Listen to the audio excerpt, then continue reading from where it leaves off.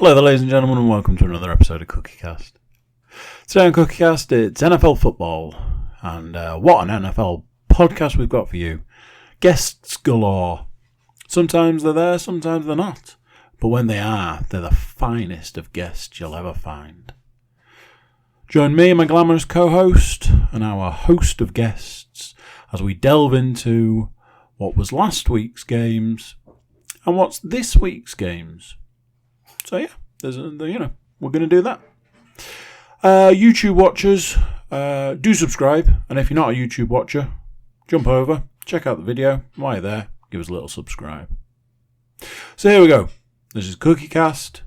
Laces out.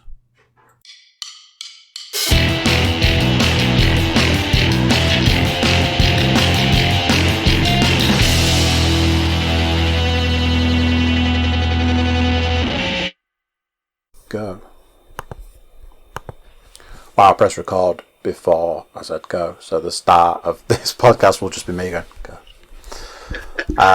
Yep, and that's the way I roll in the world of podcasting, because I'm so good at it, and I definitely don't lose audio all the fucking time.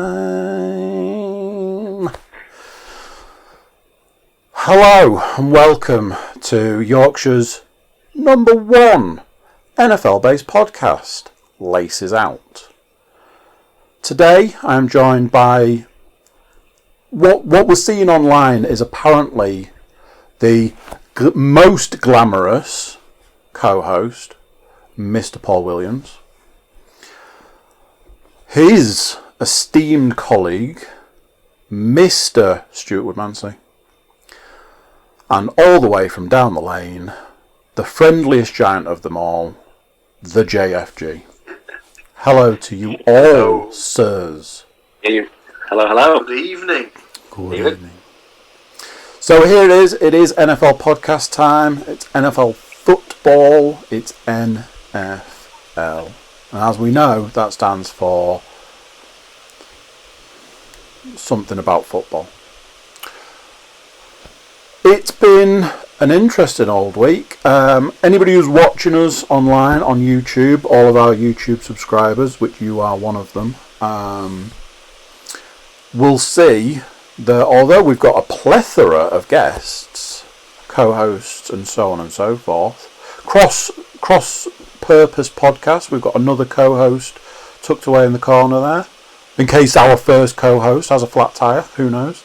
The Stats Mistress burnt herself out producing this week's stats. She screeched in at the wire and collapsed. So is not here because she thought it would make the place a bit untidy.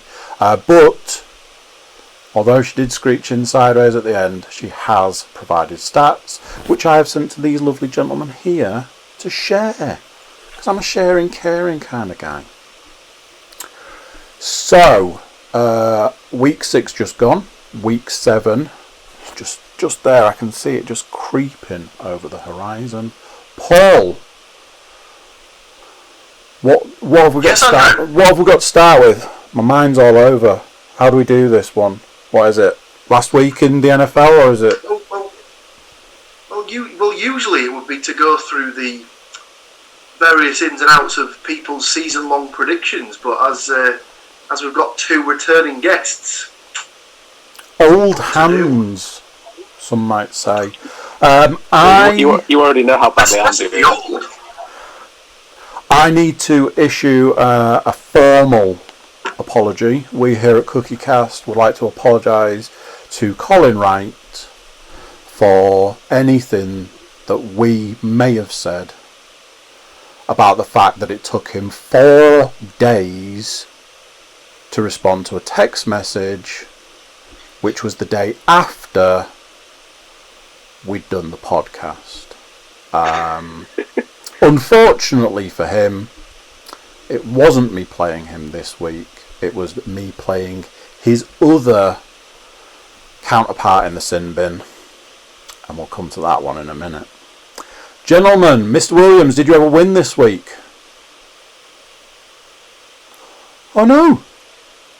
No wins. No. Mr. Woodmansey. Cole decided that not only would he sass us by not turning up on the podcast, he'd sass me by handing me my arse. Oh my, Mr. Woodmansey. What is this win thing you talk about ever? Yeah, I've got a theory. Go on. I've got a theory. A couple of years ago, before you joined the league, you heard a phrase known as the hashtag reverse Undertaker. And I think it got you very excited. So you've obviously gone for that this season, yeah? That was the season before I joined, because it was when I was starting to get into it by listening to you guys and then hearing Paul cry about it on a weekly basis. Cry about it. Yeah, whatever. And now I entirely feel that pain. I went to bed on Sunday night because, obviously I wasn't staying up like some lunatic, and thinking, I'm not in a bad position this week. This could go either way here, and then still lost by 20 points, despite the fact that I was playing Toots and he left. I'm just going to highlight this because he beat me anyway, so he could have beat me worse. He did leave Jefferson from the Vikings on his bench, so he had a big fat 30 points on his bench in one player, which is a bit of a unfortunate one, but hindsight 2020 and all that. Points. I went with rather than play my backup quarterback in P. Riv, I thought let's stick for Mr. Rogers, and that worked out ever so well, didn't it? Oof. To be honest, there's no shame in playing Aaron Rodgers in any fantasy league, as he's due one of them games once every 8 years or something. But when the Packers were playing against the Buccaneers, you'd have thought that would be a tougher game for them than possibly the Colts against the Bengals. So maybe I should have gone with that. But it's all in the past now. I'm still undefeated in being defeated. If that's a thing. This is what it is. Sarah likes to remind me it's only a game. Usually when I'm getting cross about losing. Always helps, doesn't it? Always helps. Oh yeah, it's the best. It's the best one when someone just tells you, "Oh, don't get wound up about it." Oh, cheers, yeah, thanks fucking very much. The worst thing you can say to somebody is, "Calm down." James, did you have a win? I did, yes. I'm beginning to turn the season round after a disappointing start. Kenyon Drake decided to actually, run forward rather than sideways and fall over. Sometimes it takes players a little while to find a bit of forward momentum. Eli. Aye, but we're getting there. We're 3-3 now, creeping on up the table. We shall see how we go with Michael Thomas coming back. Oh yeah, nice. You are. So it's a 50-50 split this week. I also had a win. I took the squirrel killer, the sin bin member himself, to school. That's not true. It could have literally gone either way, all the way up to the last minute. It was very much like this. So yes, a 50-50 split for the week. Paul, what's next on the agenda? Well, we can discuss last week in the NFL, I suppose, or we can go through last week's predictions. Well, it's either stats or predictions. Dealer's choice. You go with what you fancy. Let's go predictions, and then that will lead us beautifully into the stats. I'm not feeling confident about the predictions this week because I've lost some money again, and it one of those, it just kind of steamrolls because you're like, why there's so many games on, but I've only got so many in the accumulator. Oh, I've missed that game. Okay, maybe I should put another one on. And then when your early games end and you lose your accumulator, Never a good idea. You then put another one on just in case. Yeah. So I'm not feeling confident that I will have got any points. Maybe you can enlighten us.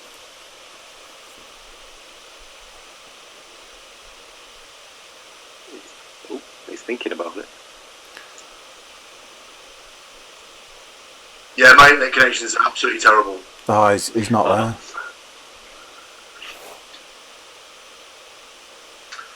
So, I'm assuming we just ended up deciding to do last week's predictions then. Yes. If you can hear us. Yes. My thing just decided to not catch me up with any of the sort of stuff that actually been said. So 14 games to pick from. As always, we have in third place with 8 out of 14 picks correct. It is the Stats Mistress herself. 8 out of 14 though, that's better than halfway. It's pretty good. Halfway for ladies, isn't it? Second place with 9 out of 14 correct predictions is this guy right here. Which means for the second, scratch that, for the third week in a row, taking home the point, it is Mr. Andrew Cook with 10 out of 14 predictions correctly. Very nice work, Andrew. Can you believe it? Andrew moves into an unassailable, well, not unassailable, but a clear lead at this particular point. But these are the ones where it gets a bit muddy because the guest gets 2 picks this week. So and don't forget, you got a head start on us guests last week after they'd binned you off as well. So just saying. Sorry, bro. Not that competitive edge not coming out whatsoever. Even though I'm here a couple of times this season.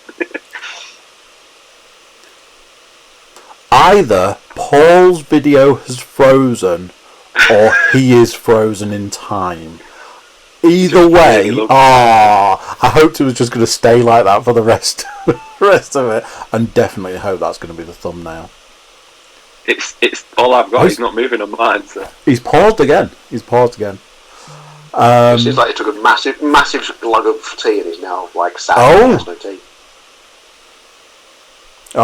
Messages are coming in, ladies and gentlemen. Apparently, poor internet is to blame. Not.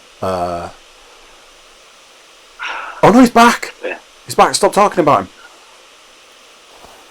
This boy needs to pedal faster whilst he's talking. So, seriously, it sounds to me very much like stat o'clock. Luckily for us, 4 people to do stats. Certainly is. 13 stats. Good time dividing those up because me and maths, we don't do so good. Just like me and the talking. Stats Mistress, as has already been mentioned, did deliver. Only just mine. Might have to have words, docker pay and all that. I'll tell you one man who did deliver. Nate Davis of USA Today. I'll tell you this much. If anybody ever wants to come back on me and tell me that I give the Stats Mistress any flack, I tried to do the stats because she was busy. She was taking care of business as she does, and I attempted to do the stats. I have no idea how she does it. I couldn't even find the freaking website, let alone get the stats together. I'm telling you, it seems like a simple job, like speaking, but it's definitely black magic. So, hats off to the Stats Mistress, even though she's not here today. Indeed, James. So, as always, I took the lion's share, so you all get to listen to me read out loud. That's because you all did something wrong in a previous life. Stat number 1 from this week is... And this one. The Giants broke through for their first win of the season. The Jets, however, dropped to 0-6 after getting throttled by Miami, the first team to be shut out in 2020. I was talking about this game and I was saying, at the point I checked it, I saw the score and was like, holy shit balls. And that was the score it ended on. So it must have been a pretty quiet game past the point that they'd gone, well, this is the score we've got, let's just leave it there. The Colts trailed the Bengals 21-0 in the second quarter, but stormed back to prevail 31-27. At least one team in all 6 weeks of this season has summoned at least a 16-point deficit to win. No, not even summoned, it's surmounted. See? Me read out loud. Something that never happened in the league's first 100 seasons. You know what Vince McMahon would say to that, don't you? Tune in tomorrow to find out. Number 3. The Buccaneers humiliated the Packers 38-10. Aaron Rodgers, who hadn't been intercepted all season, entered the game, threw 2 in the span of 3 passes, including third pick 6 of his career. I mean, wow.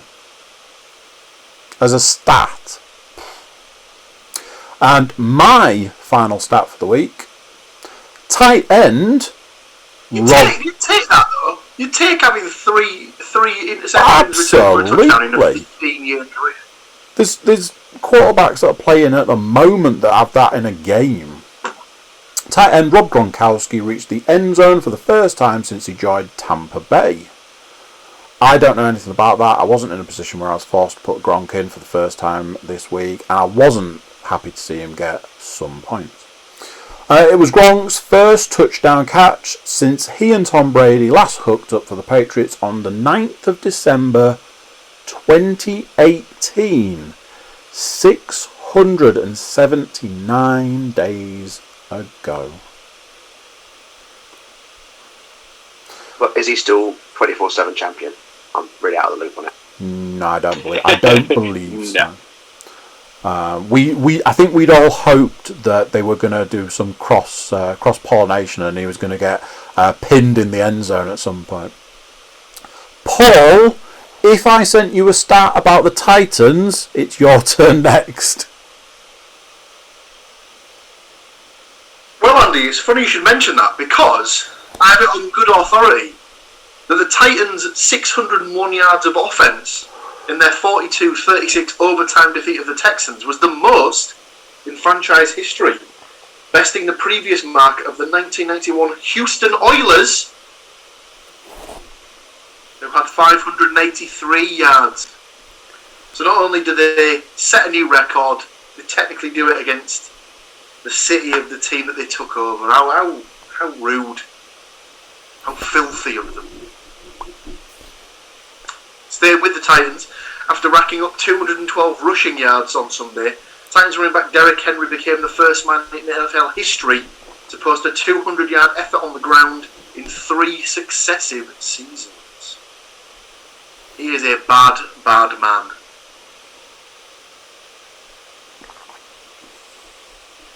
Don't know if any of that came through. It did. Keep going. Yeah, I'm getting it.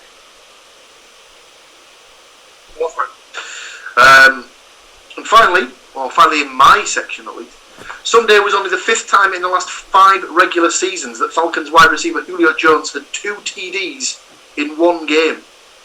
He's never had 3. So he's still waiting for the hat trick. Will he get it this week? Depends if he's on my bench this week, because that's where he likes to score points. Doesn't like it in the lineup. Nah, it's not for him. The bench is the place for him to score points.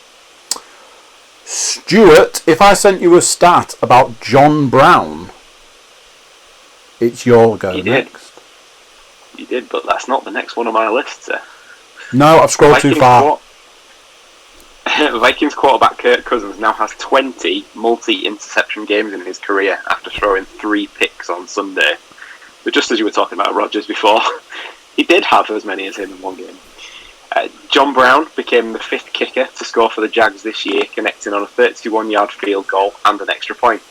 This marked the first time the 27-year-old, who's a former college soccer player, or actual football if you're from this side of the pond, had ever attempted a field goal or an extra point during a game at any level of football. I mean, it says any level of football. If you'd have tried a field goal during the soccer career, that might not have gone so well.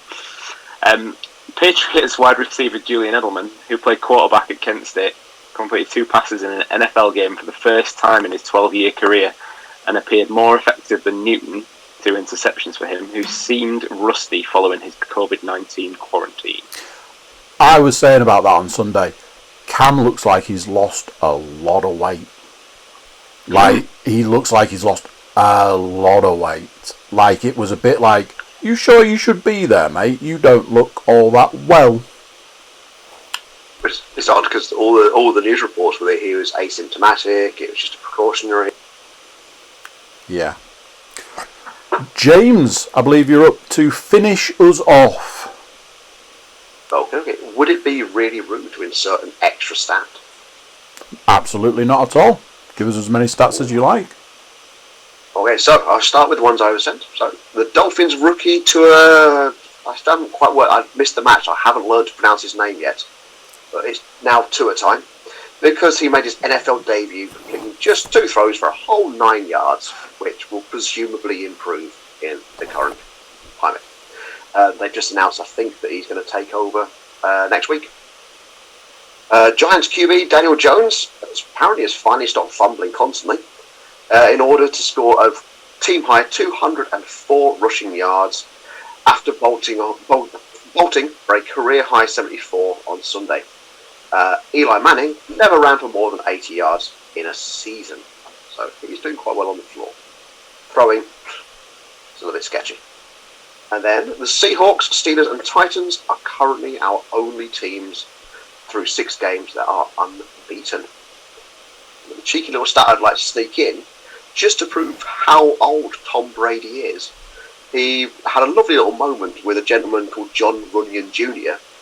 At the end of their match, and he had a connection with him because he played with his dad, John Runyon Sr., when he was at Michigan. Old man Brady, seeing the generations through. And he is old. You know, can't get away from it, can we? As much as we'd like to. As much as we would love to. A few injuries. The first one hits me right here, I'm afraid. So there are a few. It's another injury-heavy season. Ravens running back Mark Ingram suffered an ankle injury when ruled out against the Eagles. Dolphins wide receiver Devontae Parker suffered a groin injury. Linebacker, oh shit.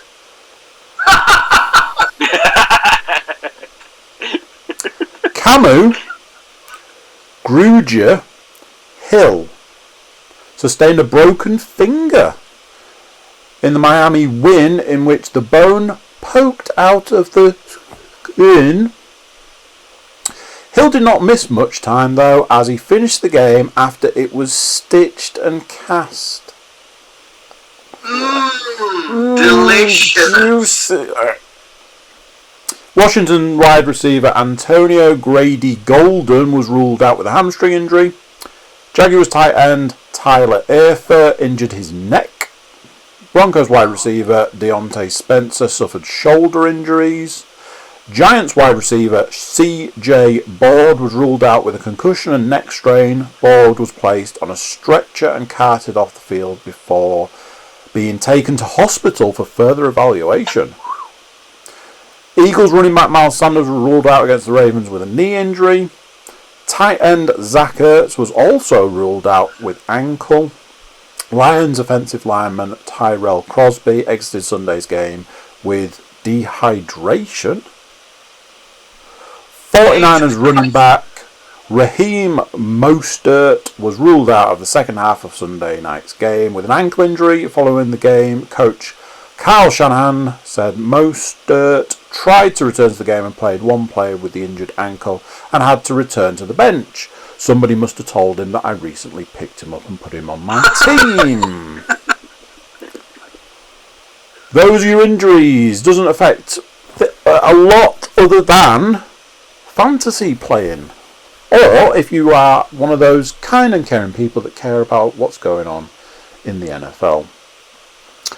Speaking of kind and caring, I believe myself, I know I did it. I sent Mr. Williams my picks for this week.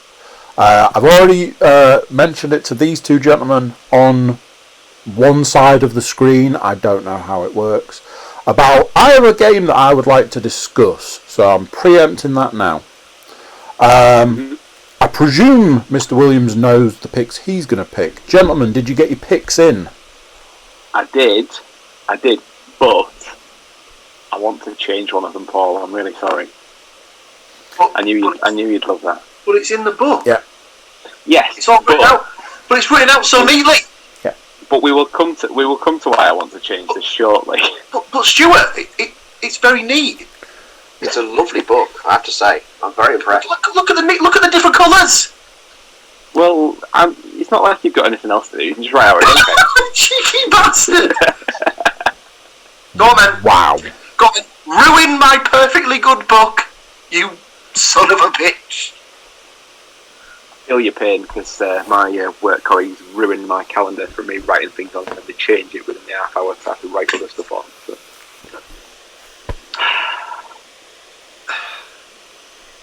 I'm trying to see if I can guess where he's made a glaring error. You talking about the one I'm going to change, or you want one that Andy wants to? Oh, right. Do you know what, Stu? Say no more. I've worked it out. You've realised that you don't want to pick the Bills to beat the Jets. I'll make the change immediately. Don't you worry about it. It's absolutely not that. How do you want to do this? Are you going through them in the order you've got them, picking the highlights, or do you want me to just spill it right now? Yeah, you might as well just spill it, because what we've usually done in weeks past is rather than go through each game individually, it's just sort of pick out the ones that sort of stand out the most. Really. Yeah. Okay. So I'll just paint a picture. So Andy asked if I want to be on. All fine with that.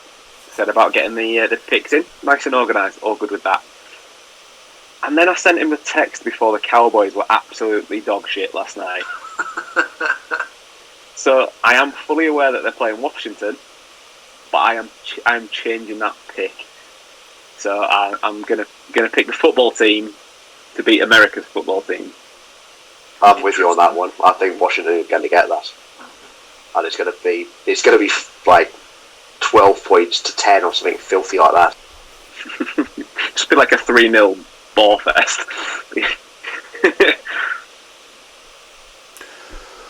Paul, have you got any major games standing out? It's a bit of a weird week games wise. You're looking at a lot of them, and like if you use pick'ems, like I put all of my picks into pick'ems, and then when I send them through to you, I use pick'ems on the iPad, and then I can text them to you, no problems.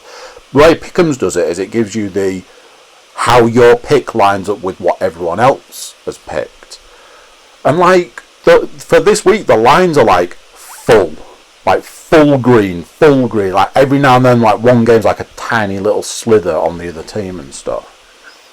There is a particular game I do want to discuss, but have you got anything that you're seeing as a standout game this week? Well, obviously the schedulers have decided again that clearly no one cares about Thursday night football. I mean, they probably would have cared about it last week if it had been on Thursday, but it seems though they rescheduled Thursday for a Monday, then that's fair enough. But yeah, Thursday night football, Giants versus Eagles. None of us can see anything other than I can only assume be a rather large Eagles win. As long as a team makes it far enough without injuries. Yeah. Yeah. It just seems as if I don't know. Obviously, I don't watch the game in full, but it just seemed like Wentz just ran out a minute on Sunday against the Ravens. Whereas if the game had lasted like maybe another 15 minutes, they might have been able to get something there. I'm assuming, Andrew, that you may be discussing the fact that we've got two of the undefeated sides going up against each other in the Steelers versus the Titans. I'd seen that, it's one of these that we have, as with everything, there has to be a winner and there has to be a loser. So there is that will be decided. One team is going to take a loss out of that. But that's not the game in question. The game I want to discuss is the last game of the week, according to Pickham's, at least. Yeah, Monday. Bears Rams. So on paper, because I came to pick this, and my instinct was to go a particular way, because I looked at the two teams and went, well, one's not very good, and the other one's slightly better, so it's clear to pick. And as I went like that, my eyesight zeroed in on some numbers. How the fuck are the Bears 5-1? What is going on? Now it's the combined powers of Trubisky and Foles. They're just elite. Foles biscuit. 2020. Now, I believe I said last week that if there is one quarterback out there that is dangerous, it's absolutely Nick Foles. So they brought him out at a point, week before last, to hands down win a game, and that's what he did. He is so fast. He gets the ball, he throws the ball. He gets the ball, he throws the ball. And the reaction time is so quick that he is dangerous in that position. So if he'd have been in from day one, I'd find it an easier time to believe. But I saw those numbers and was like, how are they 5-1? So I actually really struggled to make a pick at the end of it. I was very much like,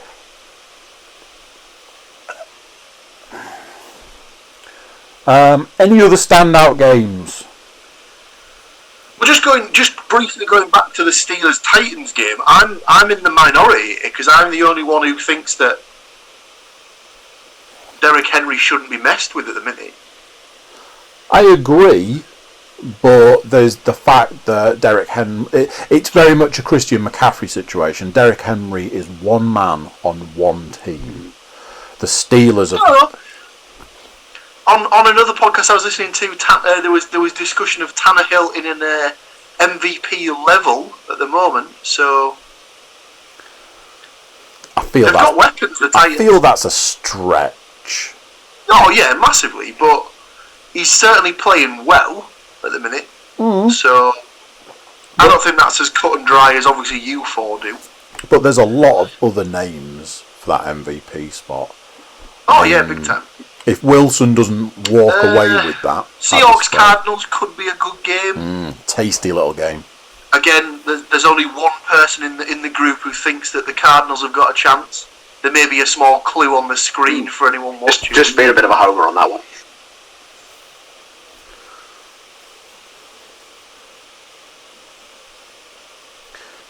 Anything else that stands out massively?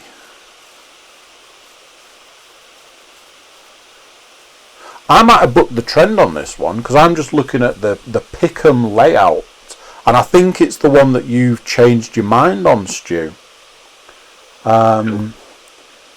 Pick'em is absolutely saying that the Cowboys are going to win that game, but I believe I have gone with Washington football team. Well, when I went to make that pick, obviously there'd been the whole thing about Dak and his injury the week before, and like what was going to happen. Double check. And then, then Andy Dalton happened, and I was like, just no. The fact that they posted 10 points against that. So I was just like, nah, I'm just not happy about it. There's just something I felt that they would do a lot better in that game, and I've just lost confidence in them now as an actual pick. I thought Dalton, he's no Dak, but you'd think he'd be a competent guy with that many weapons to throw to. Maybe. The only thing I'd say for the Cowboys is I can't see a situation where Zeke's going to have as bad a game as he had last week. And if he gets going, he's the sort of back that can have a 200-yard game and just absolutely blitz Washington to pieces. So it'll be interesting to watch anyway. Well, I say interesting. It definitely won't be anyone's pick on Game Pass. Let's put it out. Has anybody got any? Jesus, I need to put my teeth in. Has anybody got any other business for this here week? Nothing for me. No, all good. Fantastic. Thank you very much to the hostess with the mostess, the stats mistress. She's not here, but she did a bit. Mr. Woodmansey, thank you very much, and the friendliest giant in town, the JFG. Thank you all for joining me. Thank you for taking the time out of your busy schedules, and that is going to be week 7. Practically over. Thank you very much, gentlemen. I appreciate it greatly. Cheers, guys. Cheers. Bye. Bye. So there we go. What do you think to that? Another one done. Huge thank you to our guests. It's always appreciated when people come on. And big thank you to James and Stu. YouTube watchers, if you haven't subscribed, if you could, that would be amazing. Helps the channel out, and obviously it's a big help. Everybody jump over to cookiecast.com, check us out over there, send us some form of love, whether it's social media, email. Send us your picks and we'll add them onto our list. And then you can go up against us and see who wins. So that's it for this one. Till next time, I'm going to say bye, and I'll see you then. Bye.